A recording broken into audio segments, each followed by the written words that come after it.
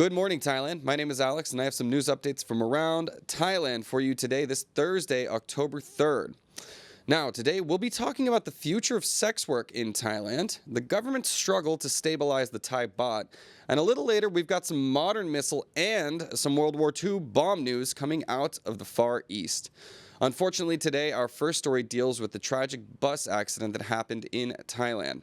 Now, 4 charges have been filed against the driver in the deadly bus fire on Vibhavadi Rangsit Road. The driver of a bus that caught fire on Vibhavadi Rangsit Road, killing 23 people, faces 4 charges, including reckless driving and failure to assist. After the crash, the driver fled in panic but later surrendered himself to the police. The accident involved a collision after a suspected tire or suspension failure. Investigations are ongoing, including an inspection of the bus at question. Prime Minister Paetongtarn Shinawatra criticized suspending school field trips instead of calling for better maintenance of public transport. Transport authorities have since ordered checks on over 13,000 CNG buses. So, this has been the tragic news that has been making international headlines. It's certainly shocked the country here and created a lot of trauma, not just for the family of the 20-odd, 3-year-old to 9-year-old victims, and also the 3 teachers that were on the bus that all lost their lives. Trying to get to the bottom of this is going to be an entirely different, new traumatic experience for all of the people involved. Now, it was questionable. The bus driver did flee the scene after the fire went off. Obviously, panic can set in. Benefit of the doubt would be nice, but at the end of the day, so is responsibility. So we'll see exactly how this plays out. How much responsibility did the bus driver have because of his, driving and post-crash actions? How much responsibility is on the bus companies and the people running these things and inspecting them to make sure that they are up to standards? I also read that this was supposed to have 3 fuel tanks on this bus, ended up having 10, something like that. So there are a lot of shortcuts in engineering that may have led to some, safety shortcuts being taken. So hopefully the investigation can bring a little peace and ensure that none of this will ever happen again. All right, well, on to our second major story of the day, actually, which is a bit of controversy coming out of Thai politics. Now, Thailand is planning to regulate sex work, which has ignited a massive public debate. So Thailand's government, led by Prime Minister Paetongtarn Shinawatra, has proposed a plan to regulate sex work and bring underground industries into the formal economy. Now, this has sparked a public debate. Advocates like Surang Janyam from Swing argue for decriminalizing sex work to provide legal protections and allow workers to pay taxes. Win-win. Supporters, including brothel owners and businesses in Pattaya, back the idea, while critics worry about child exploitation. Meanwhile, sex workers protested outside Parliament demanding equal rights and faster progress on protective legislation for their industry. Come on, I feel like the people against it that are worried about child exploitation, have you not seen the state of things when it's illegal? When this stuff is underground, that is exactly when the workers in the industry are at more risk of exploitation, particularly child exploitation. So by bringing it into the light, regulating it, creating, a framework, a legal framework around the industry, I have a feeling that that's going to alleviate those problems. So many countries around the world have already legalized their sex industries, and especially in a country like Thailand, which already has a very strong reputation for its sex work. We've all been to Nana, Soy Cowboy. Not me. But anyways, I feel like that's something that needs to change, and it's very refreshing to see the leadership at the top of the government right now making the push for it. So we'll see. Anyways, what are your thoughts, guys, on the state of sex work in Thailand now and what the future might hold for it? All right, now moving on, we have some economic news. Now, I know a lot of people have been concerned about the state of, the Thai economy at large, but also the Thai Baht. And that has led to the Bank of Thailand intervening in order to stabilize the baht's exchange rate. So, the Bank of Thailand is actively intervening to stabilize the baht, aligning its exchange rate with regional currencies. The central bank's international reserves have risen, benefiting from these interventions and the dollar's depreciation. While the baht strengthening impacts export revenues, it is expected to have minimal negative effects on the tourism sector, with key visitor markets also experiencing currency appreciation. Now, in August, 3 million tourists visited Thailand, and spending remained stable, despite a slight dip in visitor numbers from China and Malaysia. So yeah, I feel like when it comes to the Western countries, the increase in the value of the baht hasn't really affected plans, because most Western visitors are making those plans longer in advance, right? So they're making the plans further out, and that means that, what are you going to do? Change your holiday plans because the baht's gained a little bit of value? However, countries closer, like China and Malaysia, who might make those plans a little closer to their travel date, see some options, right? And they are a little more sensitive to these changes in the exchange rates. But yeah, I don't know. Let me know, guys, in the comments. Has this affected your life at all? For me, I get paid in Thai Baht, because that means that now I have more purchasing power when I go abroad to places like Malaysia, and later I'll be going to Singapore. So kind of good news for me, but overall for the country at large, it seems like the government's had to take some steps. So do let me know in the comments how this has affected your life. Anyways, moving on, we still have some more economic news coming out of Thailand, talking about the tech industry this time. Now, Google is committing 36 billion baht to enhance the Thai cloud and AI services. Google has announced a 36 billion baht investment to expand cloud infrastructure and data centers in Bangkok and Chonburi, aiming to meet rising demand for cloud services and support Thailand's role in the AI economy. This initiative will enhance Google's cloud services and AI tools while promoting digital skills for all Thais through the quote-unquote "Leave No Thai Behind" mission. The investment is expected to create 14,000 jobs and boost Thailand's economy by 140 billion baht by the year 2029. The Prime Minister, Shinawatra, welcomed the move, which aligns with Thailand's cloud-first policy. Cloud-first policy? I don't know. That's a weird one, but yeah. No doubt that the cloud, AI, these things are the future. So it's nice to see countries coming in, becoming heavily invested. I would question, why is Nancy Pelosi dealing with that, this Google announcement?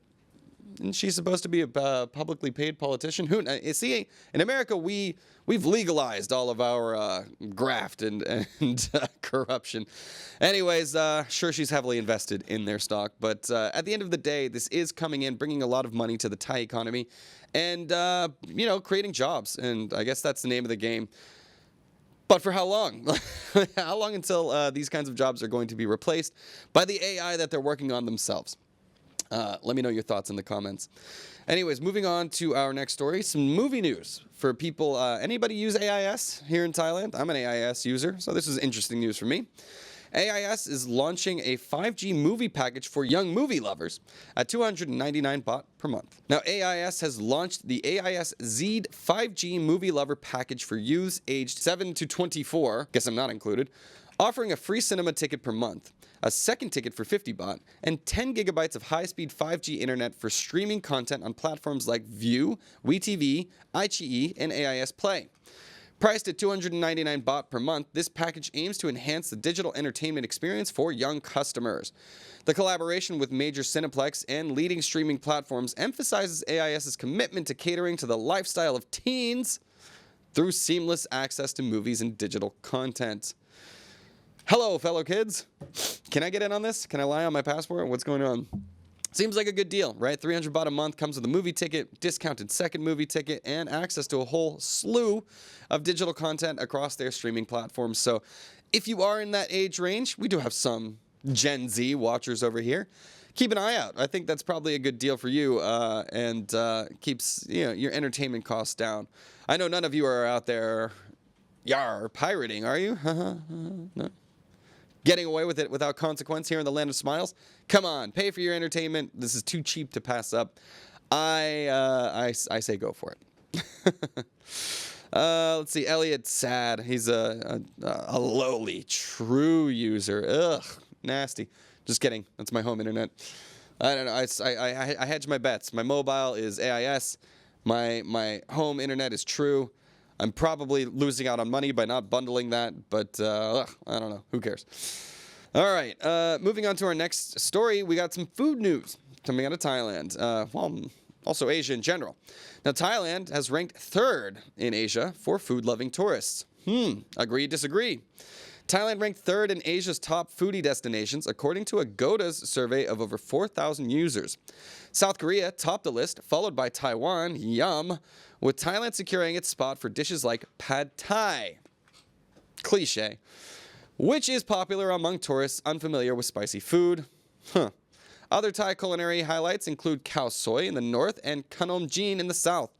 South Korea's kimchi, barbecue, and fried chicken led the rankings, while Japan and Malaysia followed with sushi and nasi lemak, respectively.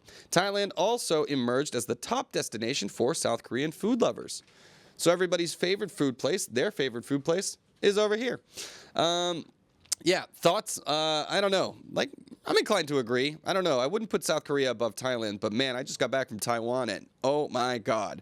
That is probably like the most, that was the best food vacation I've ever been on. So if you haven't been to Taiwan, highly recommended. Curious to see that China didn't make the list, considering, you know, there's such a wide variety and diversity of what kind of food is on offer in China. But yeah, anyways. Controversy, surely, with any list like this. Let me know your thoughts. Where's your favorite place to eat in the Far East? And what do you like to eat? Let me know in the comments. All right, that'll do it for our Thailand section of the news, guys. Now, we're moving on to our ASEAN section and beyond. We're doing a little bit more wider range on the Asia news stories. Now, we were talking about South Korea in the last story. We're going to talk about them in this next story as well. Now, South Korea has revived military parades. What year is it? They've also unveiled a monster missile in a show of force.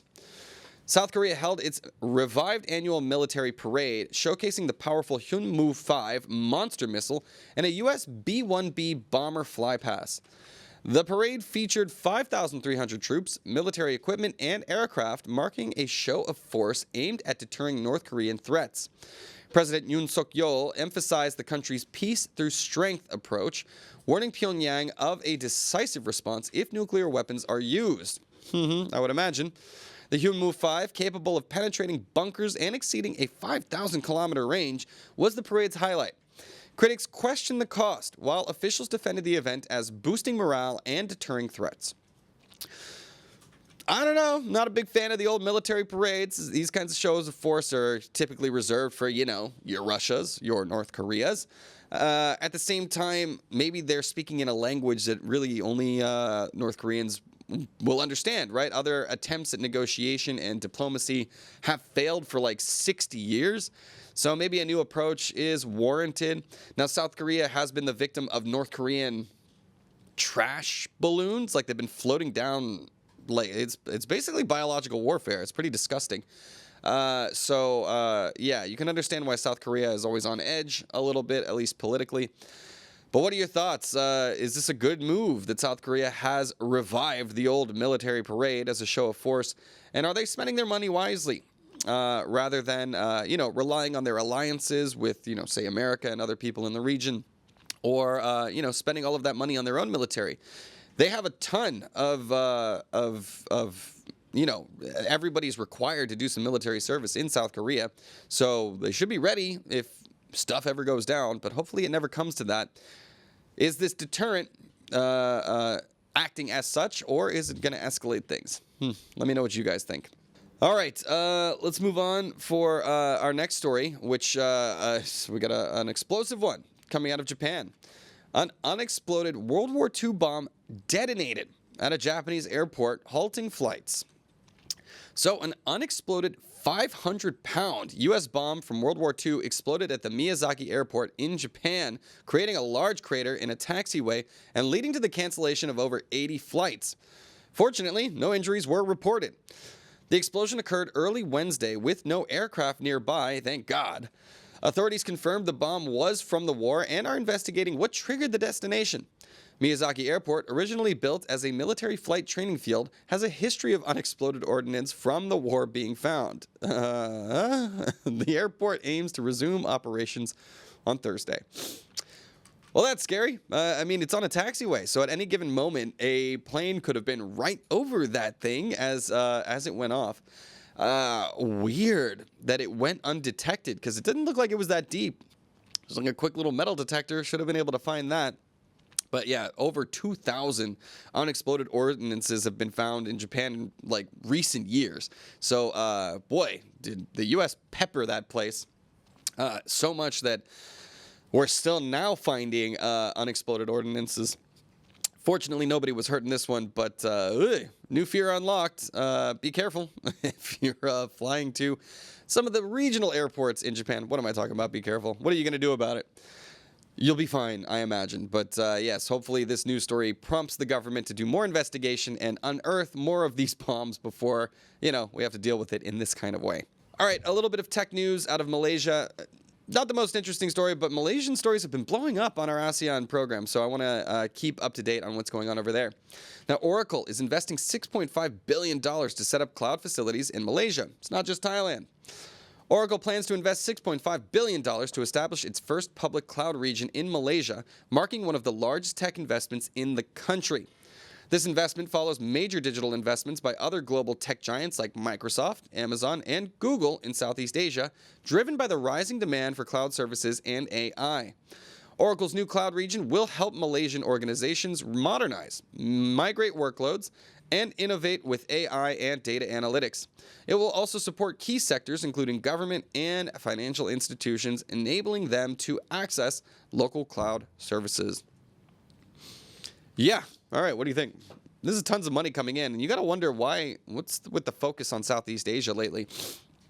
I mean, tons of tech-savvy people, lower costs, right? So easier to set up data centers.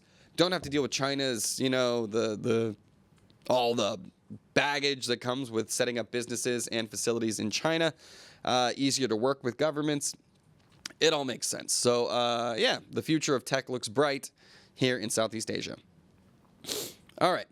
Now, moving on to our last story, a little bit of Filipino politics. So, Marcos and Duterte, their rivalry is heating up ahead of the 2025 Philippines midterm election. So the upcoming May 2025 midterm election in the Philippines is set to be a critical battle between President Ferdinand Marcos Jr. and his predecessor, Rodrigo Duterte. Sounds familiar. With 18,000 positions up for grabs, including 12 key Senate seats, the election will test Marcos' popularity and political strength. Now, the Dutertes, led by former President Duterte and his sons, also daughter, may run for Senate to challenge Marcos' power after their alliance fell apart over policy differences and investigations into Duterte's administration. A strong showing for Marcos' endorsed candidates could solidify his legislative agenda and help him groom a successor for 2028. Yeah, so these guys used to be friends, not friends anymore. Duterte famously, lots of comparisons, the Trump of the Philippines, known for his extrajudicial killings of tons of criminals and his strong rhetoric against drug users. That also included cannabis users, where much of the modernized world and the developed world no longer sees that as criminal acts. Tons of people were being killed in the Philippines. Certainly some cases proven that drug dealers were killed and found out later to not be drug dealers. So, whipping up that frenzy definitely caused a panic over there. Ferdinand Marcos, a more moderate voice in the populism over there. So we'll have to see what wins out, the populism of Marcos or the more even-keeled approach of, populism of Duterte, or the more even-keeled approach of Marcos. So any Filipinos in the house, what's your take on the politics over there? Because it does seem to be very heated. And just like Trump in America, Duterte still seems to be wielding a ton of political influence, particularly with his children on board as well. The parallels don't stop. All right, guys. Well, anyways, that'll do it for our news show. I'll get into the comments in just a second, but let me wrap up the show. Always, guys, please go to thetiger.com for more news updates throughout the day. There's a lot of crazy stuff happening in Thailand, and we want to keep you as up to date as possible.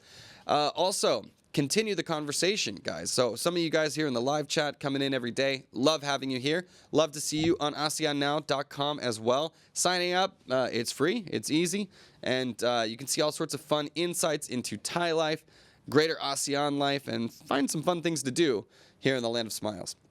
All right, that'll do it for today. We'll be back with you tomorrow. Now let me say goodbye in the comments, see what you guys are talking about real quick.